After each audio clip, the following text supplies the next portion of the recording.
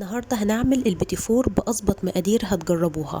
طعمه حلو وناعم. السنة اللي فاتت انا عملته بمقادير كانت حلوة، ولكن السنة دي عدلت فيها شوية وطلع معايا بيتي فور فاخر جدا وبيدوب، وطريقته سهلة وبسيطة. بكيس الحلواني هتجهزيه سريع جدا.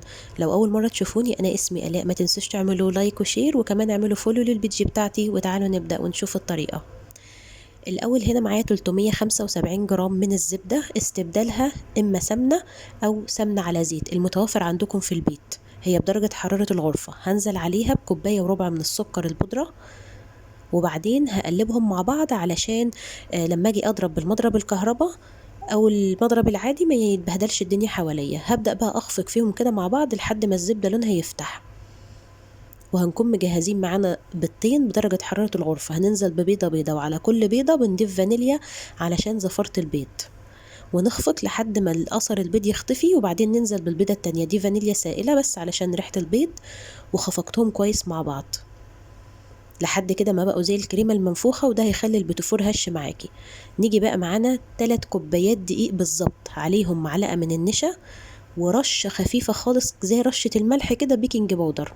هنقلبهم بقى مع بعض كويس، وبعدين هننزل بقى بالخليط الجاف ده على خليط الزبدة والبيض والسكر اللي احنا عملناه، وهنبدأ بقى نقلب بالمعلقة بتاعتنا. ودي عجينة مظبوطة وناجحة جدا للقمع، لا فيها زيادة ولا نقصان في اي حاجة.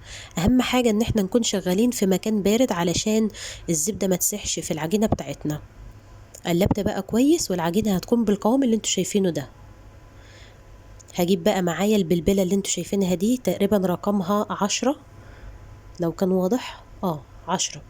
هنستخدمها بقى في كيس حلواني بلاستيك او كيس حلواني سيليكون، وهناخد كمية من العجين وننزل في الصينية بتاعتنا بقى، ونشكل زي ما احنا عاوزين زي ما انتوا شايفين كده. انا عملت كله شكل واحد علشان بصراحة ما كانش عندي وقت. مسخنة الفرن على درجة حرارة 180 رف أوسط. ندخل واحدة الفرن الأول نختبرها، لو ساحت معانا والنقشة دي راحت يبقى احنا عاوزين ندخل العجينة التلاجة. أنا أصلا وأنا بشكل كل الصواني شكلتها جنبي وحطيتها في التلاجة، وبعدين بقيت أدخل الفرن رف أوسط على 180 مدة 15 دقيقة. أول ما ياخد لون ذهبي غامق من تحت بنشغل عليه الشواية ياخد لون برضو ذهبي غامق، مش عايزينه فاتح. طب علشان نعمله بالشوكولاتة هنحط معلقة من الكاكاو عليها معلقة من الزيت. ليه بقى ما ينفعش ننزل بالكاكاو وهو جف كده او بودره على العجينه؟ لازم نحط قصاده ماده دهنيه. وهنبدا نشكل وندخله على نفس درجه الحراره، وهيطلع معانا بالشكل الجميل ده. انا ما حطيتش واحده تبين السوا، انا بعرف السوا بتاعه اول ما بيستوي على طول بالنظر كده. مهم ان اول ما بيطلع من الفرن مش بننقله لاي طبقه كده وخلاص، لا احنا بنسيبه يبرد خالص وبعدين ننقله في اي بقى وعاء هتشيلوه فيه. كده جهز معانا البيتيفور بالفانيليا والشوكولاته، وهنيجي بقى نزينهم بالمربى والشوكولاته.